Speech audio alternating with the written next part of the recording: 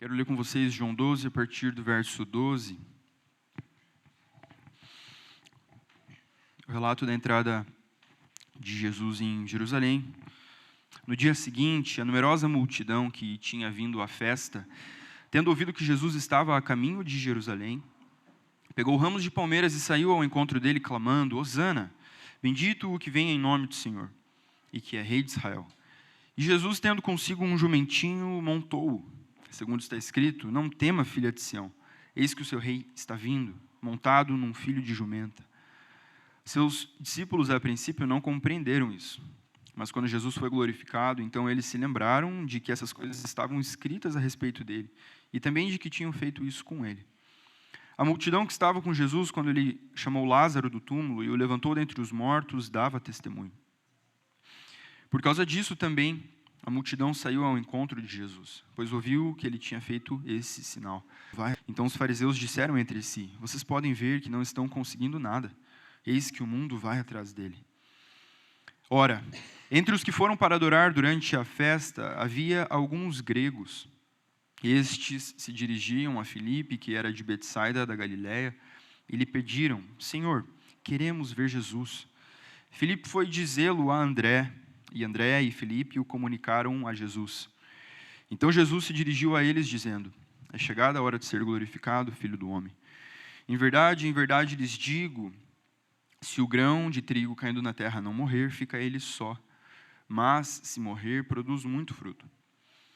Quem ama a sua vida, perde-a. Mas aquele que odeia a sua vida neste mundo, irá preservá-la para a vida eterna. Se alguém me serve, siga-me. E onde eu estou, ali estará também o meu servo. E se alguém me servir, meu Pai o honrará. Até aqui. Gente, eu li esse relato, obviamente porque hoje também comemoramos o Domingo de Ramos, e a ênfase que eu quero trabalhar com os irmãos nessa passagem é o que está lá no final deste relato. E o título da mensagem, dessa reflexão, é Seguindo o Caminho. João 12, 26, se alguém me serve, siga-me. E onde eu estou, ali estará também o meu servo. E se alguém me servir, meu Pai o honrará.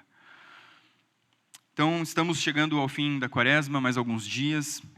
Amanhã começa a Semana Santa. E ano após ano nós temos nos comprometido em observar essas principais datas do calendário litúrgico da Igreja de Cristo, e isso tem sido de grande proveito para nós. Além de que isso também nos une, de certa forma, com o povo de Deus espalhado ao redor da terra. Isso dá um senso maior de comunidade, porque por mais que boa parte da igreja evangélica brasileira, pelo menos, não se atente à grande maioria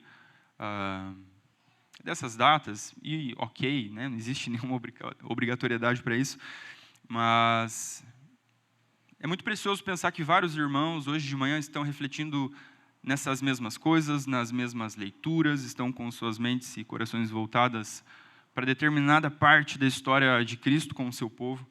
E isso tudo tem um caráter pedagógico, a gente vai sendo ensinado através desses ritos, através dessas repetições, ano após ano.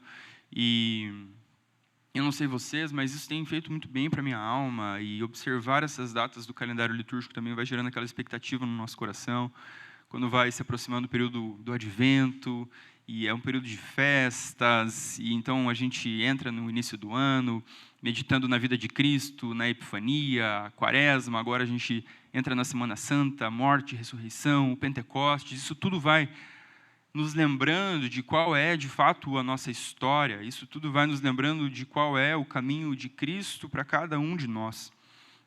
Não é um tradicionalismo, sabe? Não é para parecer diferente, não, isso é muito importante, é formativo para o povo de Deus, é uma ferramenta que Deus usa para situar o povo dele dentro do seu plano, e ajuda a Igreja de Cristo a reorganizar a sua vida ao redor desta grande história, dessa narrativa. E eu pergunto aos irmãos de início, como que está essa caminhada de cada um dos irmãos após esse período de quaresma, ou como você está na caminhada seguindo a Cristo? Talvez você não tenha muita familiaridade com a Quaresma, por exemplo, ou assim, a vida passou muito correndo aí nesses últimos dias, você não se atentou a isso, você não conseguiu se envolver com a igreja, com jejuns e meditar nos textos que falam sobre isso, ok, vamos lá, vamos seguir a partir daqui, então. Agora, se você está em Cristo, você está e foi colocado nessa caminhada de seguimento a Cristo, de seguir a Cristo. Esse é o caminho do discípulo. E como está a sua caminhada? Como você está neste caminho? Indo atrás de Jesus, como ele disse, com a sua cruz, seguindo, imitando. Existe um caminho proposto diante de nós, proposto a todos aqueles que foram salvos. E essa é a jornada do discípulo de Cristo. Isso nada mais é do que o discipulado. E enquanto eu preparava essa mensagem, meditava nessas coisas, eu fui lembrado de um episódio interessante, de uns 12 anos atrás, talvez. Eu, o pastor Arthur e mais algumas pessoas que eram da igreja, decidimos fazer a trilha do Caminho do Itupava. Alguém já fez essa trilha? Faça um sinalzinho com a sua mão. Aí sim. E, enfim, o que é isso? É uma trilha de aproximadamente 20 quilômetros, um pouquinho mais, que começa em 4 barras e você vai embora infinito até Morretes. E ela é longa, ela é bem longa. E isso tem o quê? Uns 13 anos, talvez? E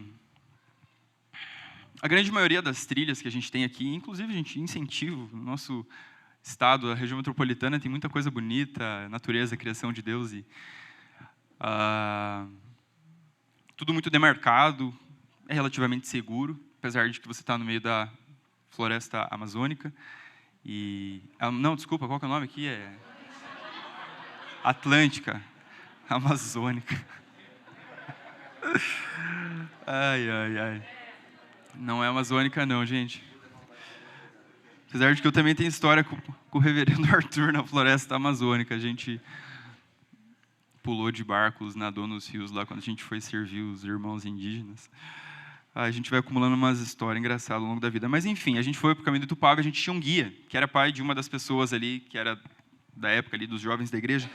E era um cara, como dizem, macaco velho, cara que já fez tudo que é tipo de trilha, o cara também fazia alpinismo, ele era meio andarilho, assim, ele sabia, ele conhecia bem o terreno, e é interessante pensar isso porque a gente consegue pegar alguns paralelos assim, com a história do discípulo tendo um mestre diante de si a quem ele precisa seguir e observar. Então, a gente tinha esse homem, talvez já com seus 50 e poucos anos, que era o nosso guia, e a gente não podia perder ele de vista. A trilha ela é muito longa, a gente começou ela de dia, bem cedo, e a gente não chegou no lugar que a gente precisava acampar antes de escurecer. A gente pegou muito mata fechada, completamente escuro. Então, a gente não podia perder o nosso guia de vista, a gente precisava estar com ele ali todo o tempo, senão a gente corria o risco de se perder.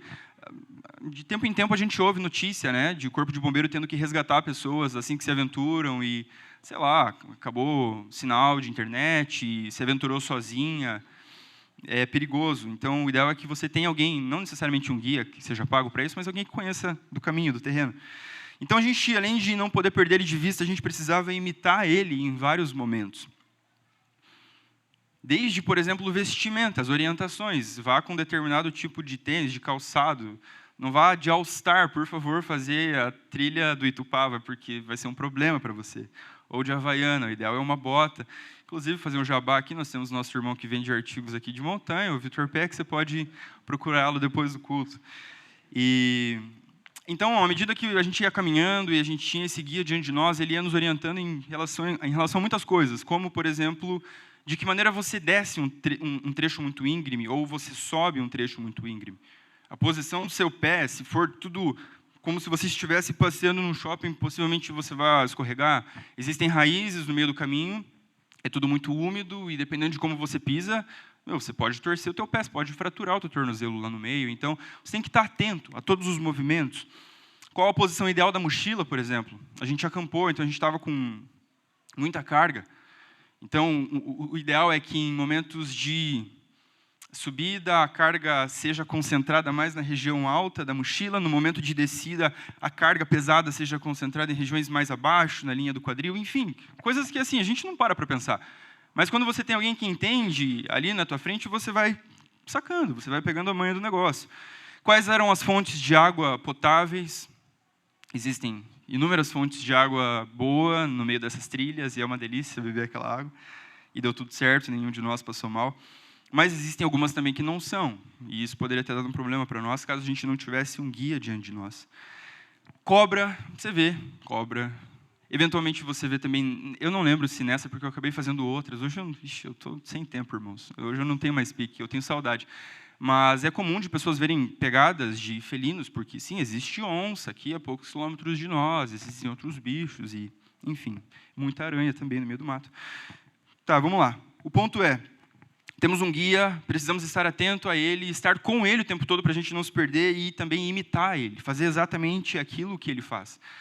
Em alguns momentos você já acha que sabe o que faz, você vai lá e se aventura e se metida e você cai ou você se perde, enfim, algum problema pode acontecer. Isso se assemelha muito à caminhada do discipulado. Cada um de nós precisa ter diante de si o nosso mestre, o guia, que é Jesus Cristo. Precisamos estar com ele todo o tempo, precisamos estar atentos a ele, a todo o movimento dele, com os olhos fixos nele, bem atentos para onde ele vai, qual é o momento de parar. A gente vai parar aqui, a gente vai armar a barraca aqui, a gente vai acampar aqui, a gente vai seguir, a gente vai comer agora. Então, existe um problema diante disso, que é o quanto a nossa sociedade valoriza a autenticidade, a autonomia. E a ideia de imitação, ela não é tão bem recebida nos nossos dias. Entretanto, discípulos copiam, imitam, seguem o seu mestre. E à medida que nós seguimos e caminhamos e estamos atentos a Cristo, a gente vai se tornando cada vez mais como Ele é. Assim como num convívio de amizade ou de um casal que começa a um parecer um pouco com o outro, ou você vai crescendo e você vai percebendo que você é muito parecido com teu pai, com tua mãe, não tem como fugir disso. Esse convívio vai nos transformando, e o nosso convívio com Cristo igualmente. Os hábitos vão mudando, o nosso jeito de falar. Mas é importante ressaltar isso, que é um caminho. A trilha ali tinha 20 e poucos quilômetros. Agora, a trilha do discípulo, quem aqui é convertido, sei lá, mais de 20, 30 anos? Gente, isso é muito tempo, é muito tempo, é muito tempo, é dia após dia aprendendo de Cristo, errando, tropeçando, dando com o pé numa raiz, talvez bebendo de uma água que você não podia, e a gente vai assim ajustando o caminho e estando atento a Ele, para Ele ir nos orientando naquilo que é o melhor para nós. Então,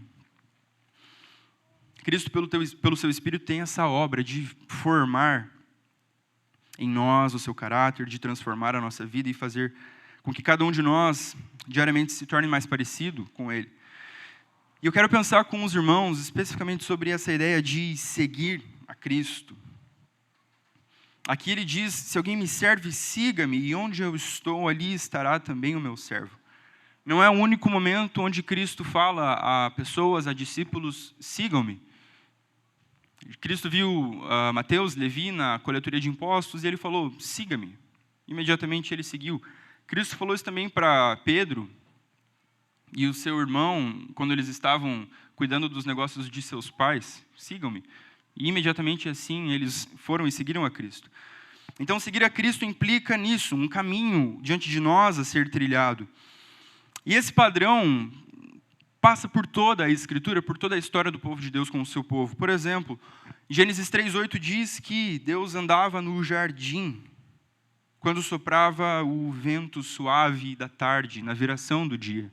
O Senhor, Criador de tudo, caminhava, andava no jardim que Ele criou. Vemos 2 capítulos depois, acerca de Enoque, que Enoque andou com Deus e não foi mais visto, porque Deus o levou para junto de si. Enoque andou com Deus. É muito interessante, a gente às vezes passa batido nesses textos, assim, de forma muito superficial. Um homem andou com Deus e não foi mais visto. No capítulo seguinte, Gênesis 6:9, diz que Noé andava com Deus. Em Gênesis 17:1, Deus disse a Abraão, ande na minha presença e seja perfeito. Avançando muito tempo, Deuteronômio 29:5, Deus disse que durante 40 anos Ele conduziu o povo de Israel pelo deserto. Deus conduziu o povo de Israel pelo deserto, um caminho, andar junto do seu próprio povo. Até que a gente chega em Jesus Cristo, que diz acerca de si mesmo, que Ele é o caminho, a verdade e a vida. A gente não pode perder de vista esse aspecto de que a vida com o Senhor implica numa caminhada, numa jornada, numa trilha. E o nosso Deus é este Deus do caminho, que vai se revelando a nós à medida em que nós caminhamos, à medida em que a vida vai acontecendo. Ele esteve com o seu povo desde o início e Ele continua assim até os dias de hoje, através do seu Espírito, através da sua palavra. Então, uma vez que nós somos salvos, existe diante de nós um caminho a ser percorrido junto dele. E é nessa caminhada que a vida do discipulado acontece. É nessa caminhada que discípulos são formados, são transformados, são preparados. Nessa semana, eu comecei a leitura de um livro, é um autor que a gente fala muito aqui na igreja, que é o John Mark Comer, que ele escreveu Elimine a Pressa Definitivamente. Ele tem um outro livro que eu não lembro em português, e agora ele lançou o terceiro, que é Praticando o Caminho, que é um livro que ele basicamente vai tratar sobre discipulado, formação espiritual, disciplinas espirituais. E nesse livro ele fala deste triplo objetivo dos discípulos: estar com Jesus, tornar-se como Jesus e fazer o que Jesus fez. Estar com Cristo, se tornar como Ele e fazer o que Ele fez. Então, no caminho do discipulado é onde nós estamos com o Senhor, e conforme permanecemos neste lugar de comunhão com Ele, vamos sendo transformados em nosso ser, nos tornando semelhantes a Cristo e praticando as suas obras. O nome do livro, só para reforçar, é Praticando o Caminho. Foi lançado pela Thomas Nelson com a Purpose Paper, que faz uns negocinho bonito. Não sei o nome daquelas coisas, caderninho, fichário. Inclusive, o primeiro livro do John Mark Comer não tem uma capa bonita, mas não julguem livros pela capa, porque é muito bom. Esse livro ficou muito bonito. O povo da ilustração, do design, mandou muito bem. Praticando o Caminho, já está disponível aí, recomendo.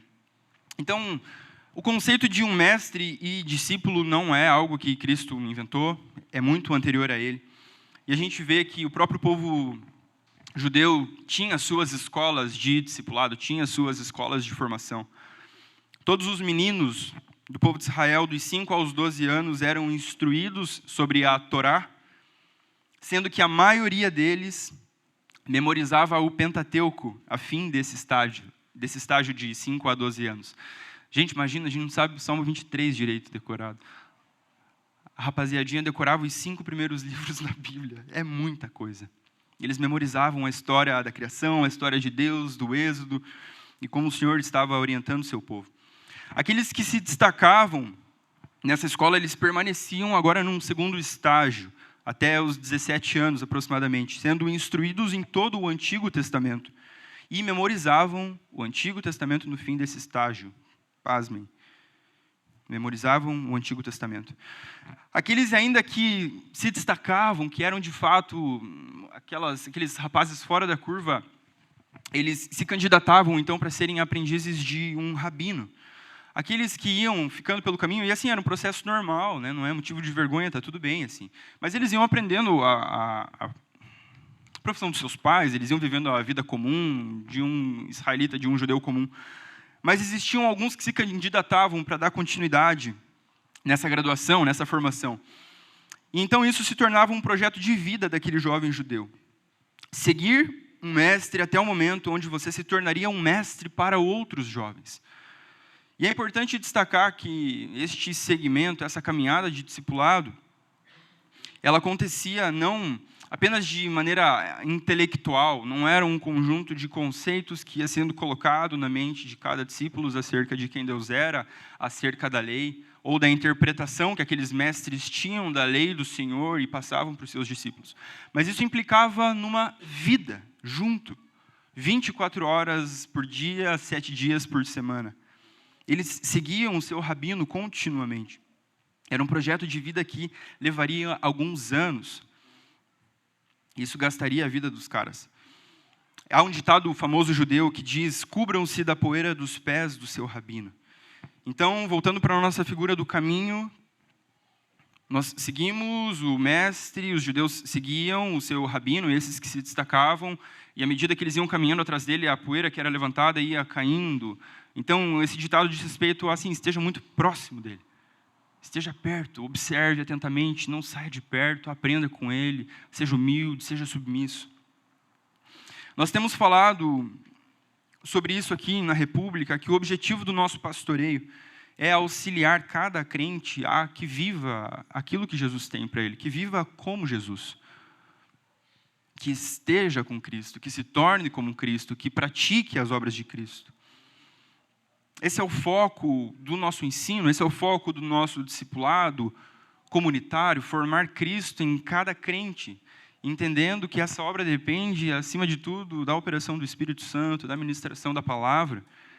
Mas é o foco do nosso pastoreio não apenas dar informações, não apenas que os irmãos entendam a doutrina, entendam a palavra, e isso é indispensável. Jesus Cristo disse que ele não é apenas o caminho, mas ele é também a verdade.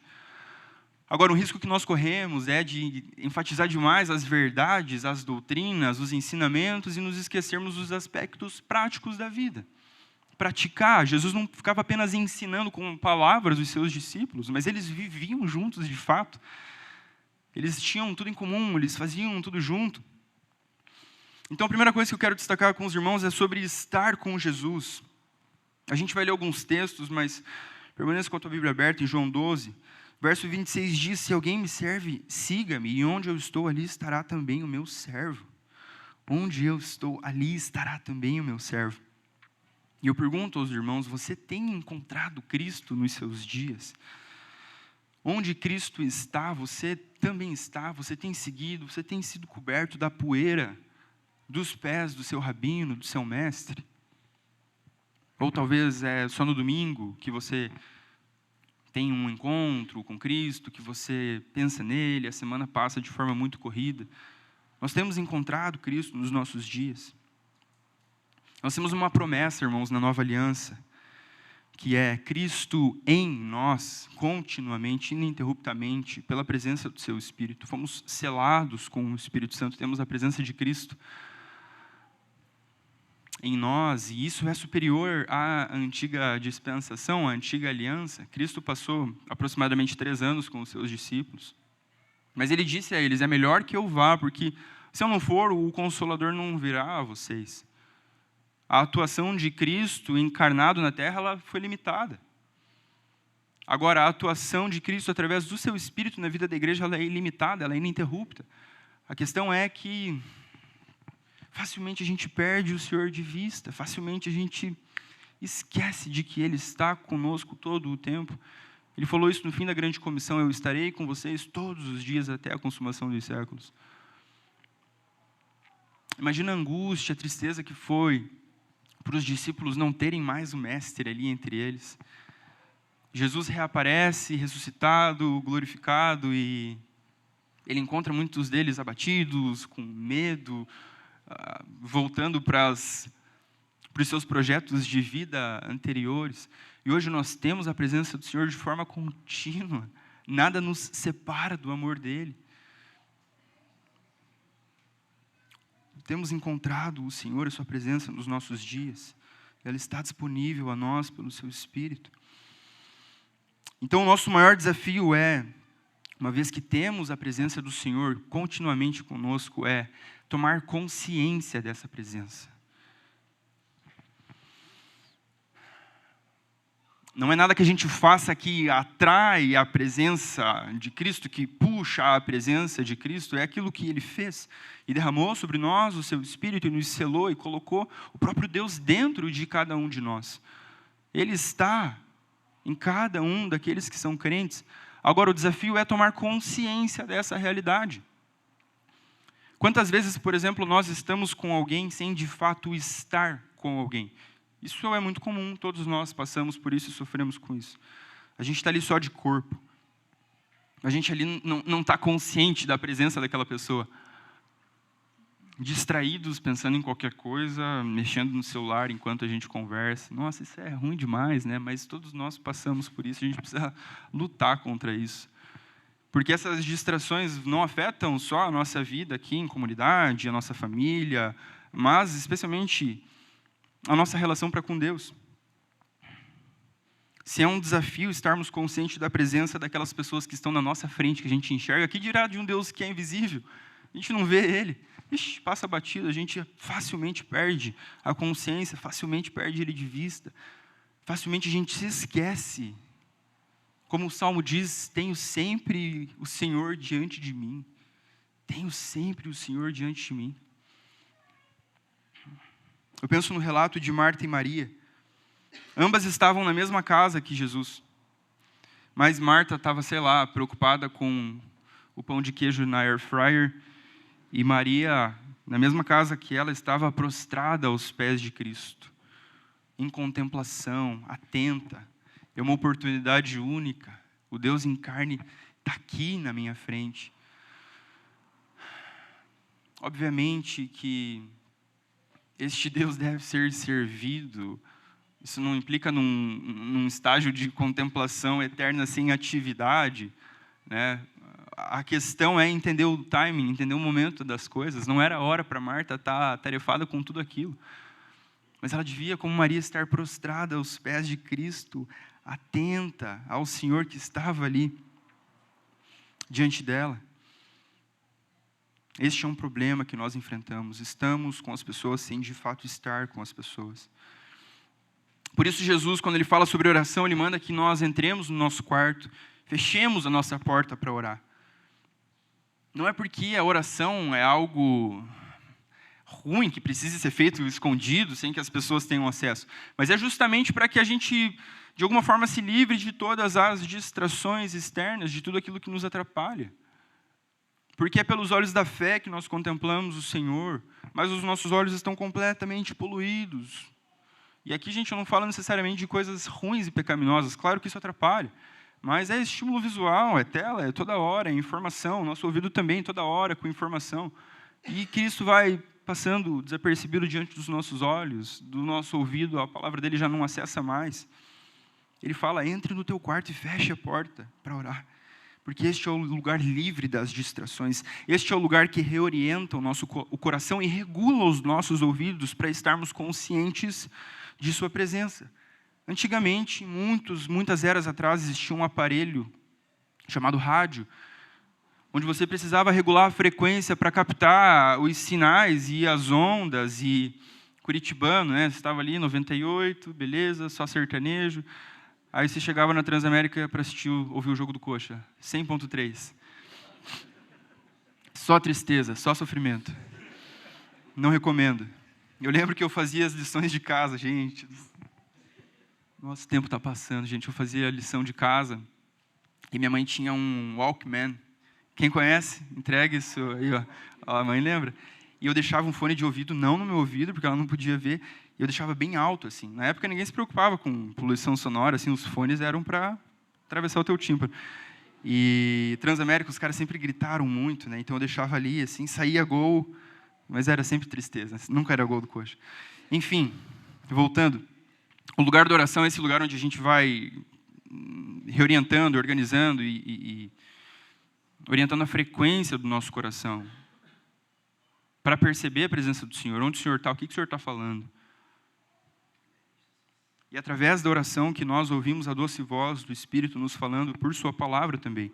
Nós precisamos de uma leitura orante das Escrituras. Como quem está diante dela e está ali de fato, não está apenas querendo dar um check no aplicativo da leitura da Bíblia anual, mas assim, Senhor, fala no coração. À medida que a gente vai lendo o texto, aquilo vai tocando no nosso coração, a gente ora, a gente pede ajuda do Espírito para sermos conformados a isso, a gente pede perdão dos nossos pecados. É neste lugar que o nosso coração é reorientado. Nós fomos criados para isso, fomos criados para a comunhão com Deus. E existe a citação famosa e muito citada de Santo Agostinho, fizeste-nos, Senhor, para ti, e o nosso coração anda inquieto, enquanto não descansar em ti. Gente, não é uma opção, não é uma alternativa de vida, é o por que nós somos criados. Estar com o Senhor, desfrutar da presença dEle, da comunhão dEle continuamente. Essa é a vida plena que Cristo tem para nós. Que não está reservada à Nova Jerusalém, que não está reservada ao porvir. Lá nós vamos desfrutar isso de forma plena, com todos os santos. Mas hoje, por causa do Espírito de Cristo que habita em nós, é possível nós já entrarmos nessa vida plena e desfrutarmos desta comunhão com o Senhor. Obviamente que não é ininterrupta, a gente vai perder a consciência, a gente cai, a gente tropeça. Mas é uma caminhada, é uma caminhada. Uma criança que está aprendendo a andar, ela tropeça, ela se levanta de novo e ela continua. Assim é com a gente. Estar com Cristo não é apenas um deleite para a nossa alma, mas a sua presença transforma quem nós somos, transforma o nosso ser. Então nós estamos com Cristo e nós nos tornamos como Cristo. O Eugene Peterson, ele morreu recentemente, pastor presbiteriano americano. Ele tem um livro com o título Uma Longa Obediência na Mesma Direção. E o subtítulo do livro é Discipulado numa Sociedade Instantânea. E essa é uma citação do livro. O mundo não precisa de mais programas de crescimento rápido, mas de cristãos que estejam dispostos a caminhar com Deus por toda a vida, dia após dia, passo a passo, mesmo quando ninguém está olhando. Gente, o nosso crescimento ele é gradativo, ele é devagar, é um passinho de cada vez, é passinho de formiga. Agora, todos nós sofremos com impaciência, a gente não vê avanço, a gente não vê progresso, a gente se vê patinando nas mesmas coisas, a gente vê, às vezes, voltando, andando em círculos. Agora, esta segunda parte, gente, ela não vai acontecer sem a primeira. Se tornar como Jesus é impossível sem estarmos como Jesus, sem essa postura ativa de buscar o Senhor, de estar conscientes da presença dEle, porque é isso que vai transformando o nosso ser.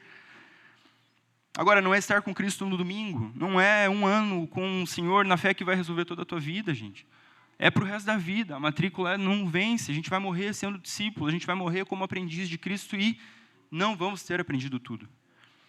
Agora, o importante é a gente não desistir, não largar, não jogar tudo para trás, porque o Senhor está formando Cristo em nós, nas aflições, nas dificuldades, especialmente diante das frustrações, das paredes que a gente enfrenta diante de nós.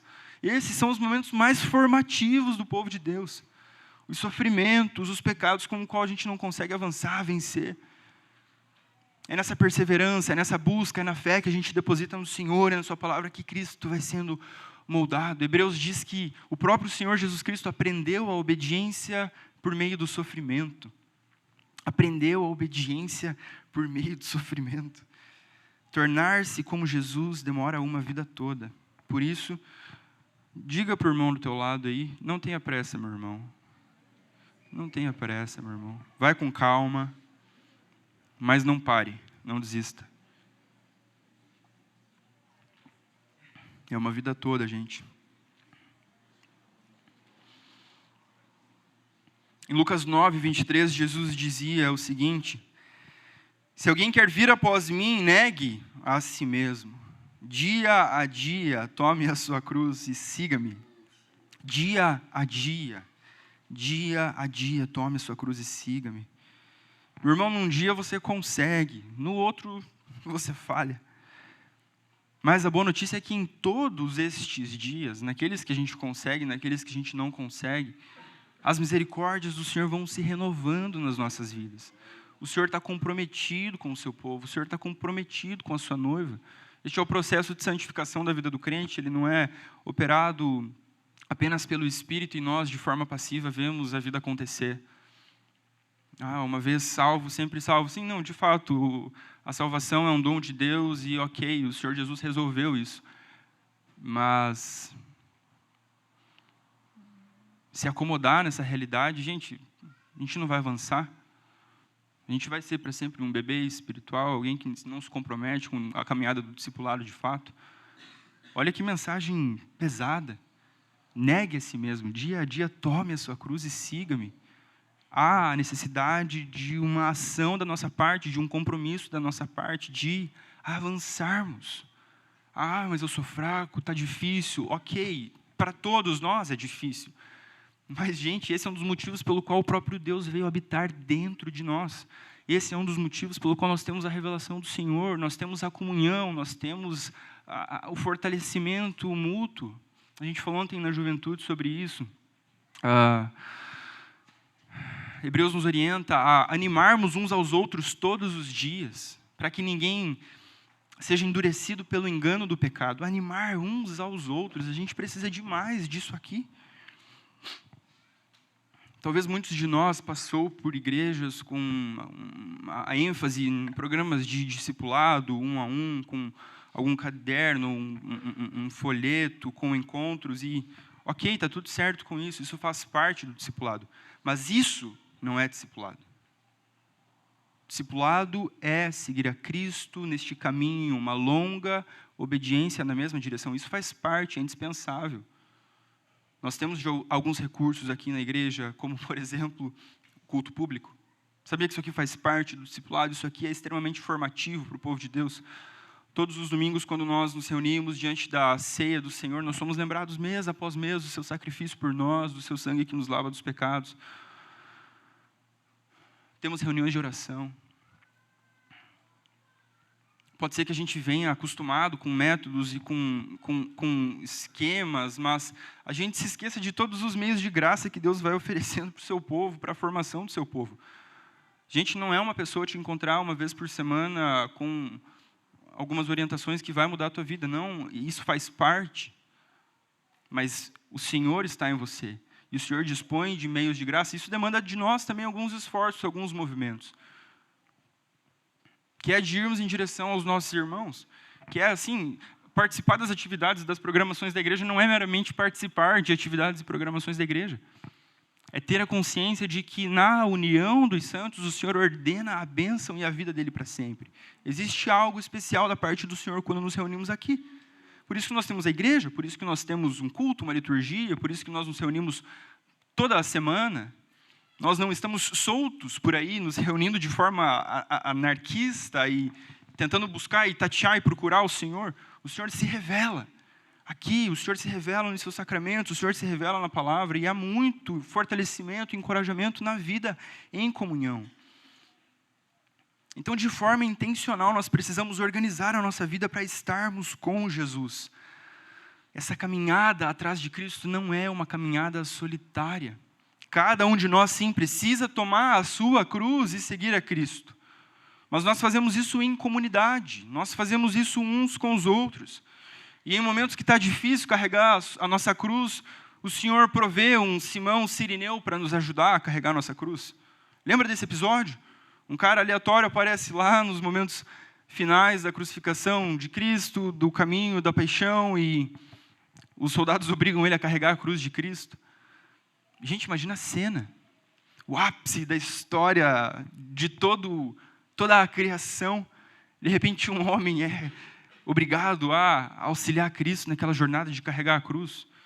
Não faltará. Há aqueles que se dispõem, aqueles que intencionalmente se envolvem, não faltará apoio, conforto, consolo. Sim, nós temos muito para avançar nisso. E sim, a gente pode estruturar encontros e programas, mas eu quero que os irmãos entendam que a gente não pode ficar terceirizando a responsabilidade do nosso discipulado. Se o feijão com arroz não tem sido feito, gente, frequência de culto, participação na Santa Ceia, envolvimento em pequenos grupos, temos um ministério de aconselhamento. Vários irmãos que são treinados e capacitados para ouvirem as dores, as dificuldades, para aconselharem biblicamente os seus irmãos. Não é perfeito, a gente não dá conta de tudo, de fato, mas eu quero encorajar também os irmãos a considerarem, por vezes nós entramos num lugar de passividade e é perigoso. O Senhor nos deu o seu Espírito, o Senhor nos deu a sua palavra. A comunhão tem muito, muito benefício, tem muito fortalecimento para as nossas vidas. Então a gente precisa organizar a nossa vida para estarmos com Cristo, para estarmos com o seu povo. E assim o Espírito vai operando em nosso interior uma transformação que nos faz mais e mais parecidos com Cristo. Esse processo ele é lento, ele é diário, mas ele implica não apenas em mudanças internas, mas também em mudanças externas. Nós estamos com Cristo, nos tornamos como Cristo e fazemos o que Cristo fez. Eu quero ler com os irmãos 1 João, capítulo 2, está no final da Bíblia. Antes de Apocalipse, 1 João, capítulo 2.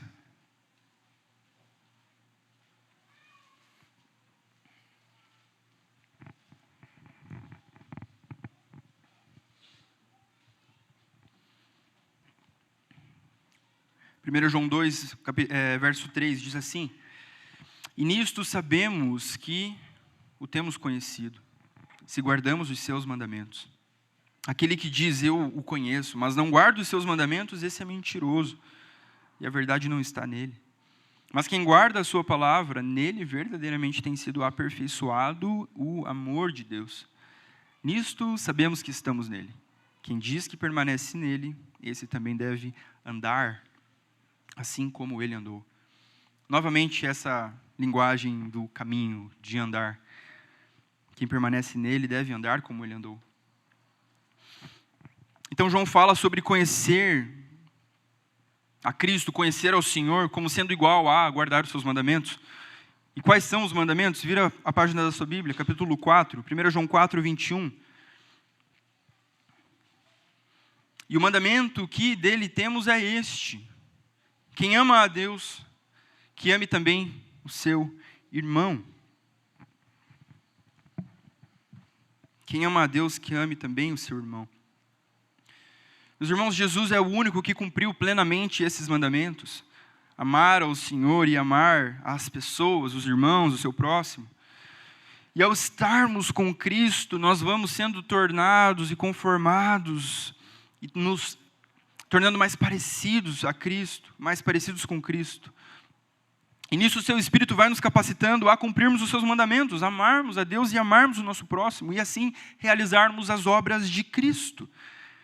Quem diz que permanece nele, esse também deve andar como ele andou. Isso é tornar-se como Jesus Cristo. Andar como ele andou.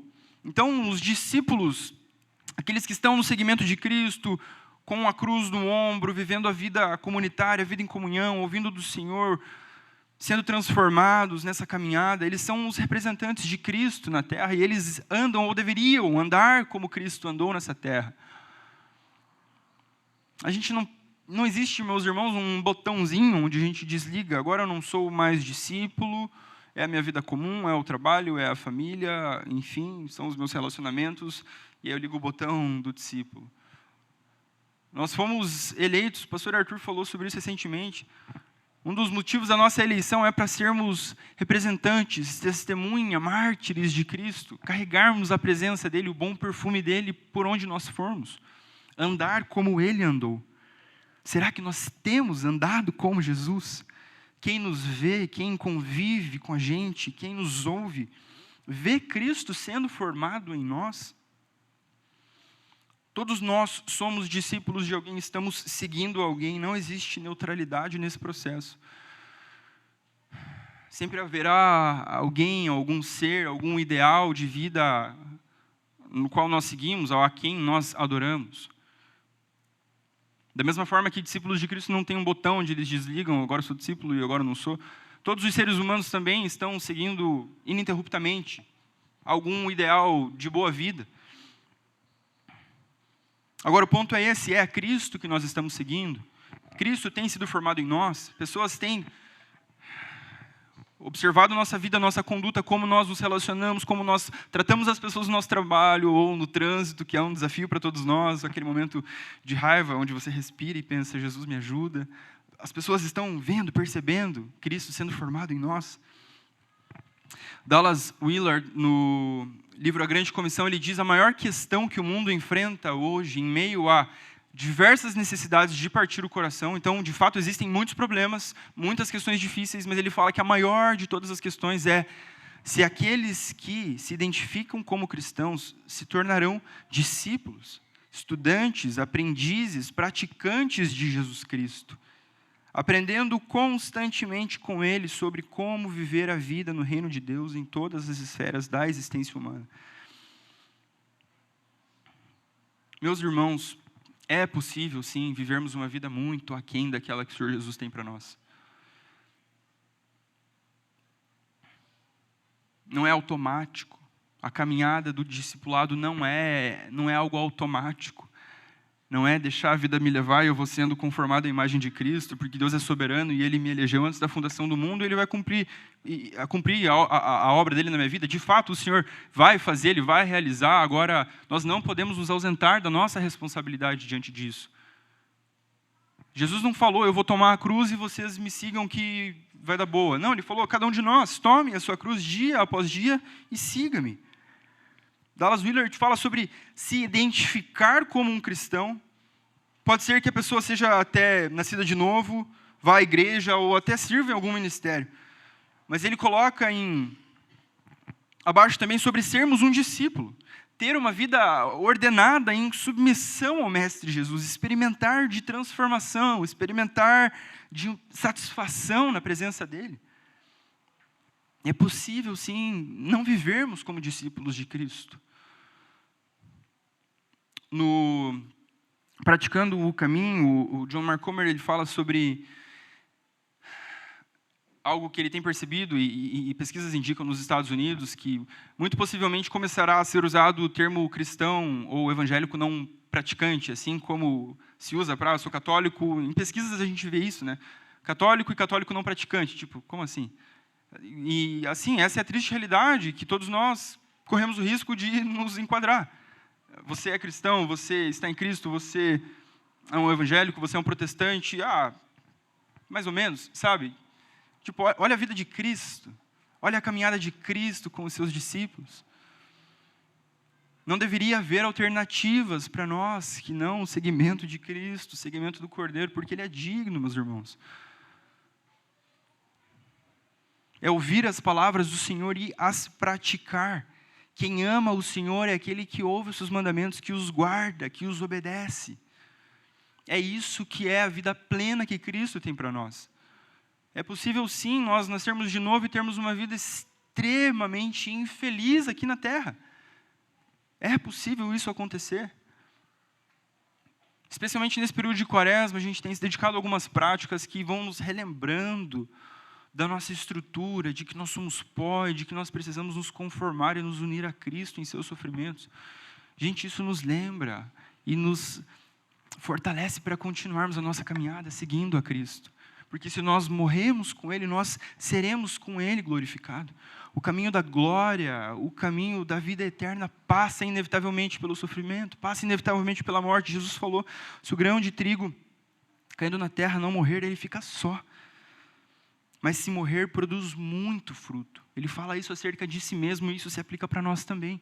À medida que nós vamos nos conformando à imagem de Cristo, que nós seguimos Ele com a nossa cruz nos ombros, nós vamos morrendo para nós e Cristo vai sendo gerado em nós. E os seus frutos vão sendo gerados em nós e as pessoas conseguem perceber a transformação de Cristo na nossa vida. Isso não é benefício apenas para elas, mas isso é motivo de muito regozijo para a nossa alma, de alegria para a nossa alma. E é o que vai nos sustentar, sem largar tudo para trás diante das aflições, das angústias, das renúncias que a gente precisa fazer. Porque vale a pena.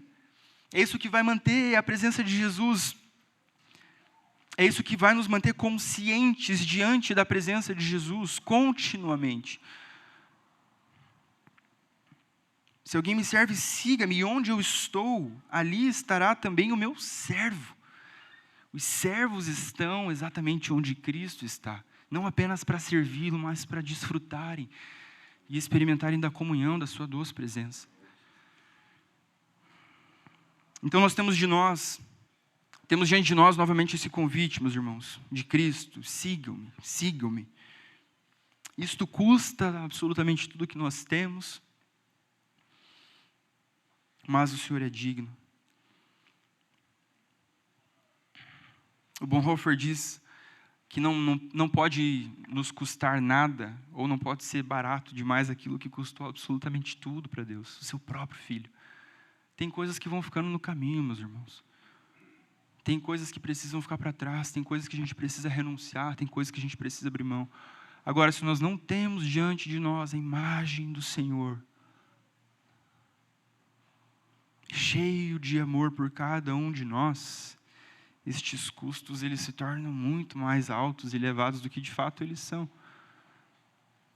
Por isso temos essa necessidade de estar com o Senhor estar com o Senhor, meditar no Senhor, contemplar o Senhor. E à medida que a gente vai vivendo e conhecendo Ele, a gente vai percebendo: o Senhor é belo, o Senhor é digno, nada mais importa, nada mais importa, nada mais importa. Pedro, num momento de ímpeto, disse: Senhor, para onde você vai que eu não possa ir também? Eu vou até o fim com o Senhor, eu vou até a morte. E Jesus falou: ainda não, Pedro, ainda você não dá conta disso, mas um dia você vai dar. O Pedro empolgado, o Pedro cheio de si, não deu conta, ele negou o Senhor Jesus. Mas depois do derramamento do Espírito, ele se torna um líder na igreja, e ele é crucificado como seu mestre. Meus irmãos, o Espírito nos é dado para nos capacitarmos a nos conformarmos com Cristo, a nos assemelharmos com Cristo. Sim, custa, sim, é doído, mas vale a pena, meus irmãos, vale a pena, porque não há nada mais belo, nada mais precioso, nada que satisfaça mais a nossa alma do que o nosso Senhor, do que essa comunhão, do que a doçura da presença dEle. Então vamos juntos seguir o caminho de Cristo, estar com Ele, nos tornarmos como Ele e fazer o que Jesus fez. E eu quero encorajar os irmãos a não deixarem essa semana passar rápida demais e escorrer entre os seus dedos, mas meditem. Meditem a partir daqui do Evangelho de João, no capítulo 12, sobre os últimos ensinamentos de Cristo, sobre Jesus lavando os pés dos seus discípulos. Cada relato nessa semana é muito importante para a gente ir entrando junto na história do povo de Deus. E isso vai transformando o nosso coração e a gente vai lembrando do quanto nosso Senhor nos amou, quanto Ele sofreu por nós. Isso, de alguma forma, vai tornar um pouco mais leve as renúncias, o seguimento de Cristo, a autonegação. Não há outra vida para nós, meus irmãos. Essa é a vida plena, essa é a vida boa que Cristo tem para nós.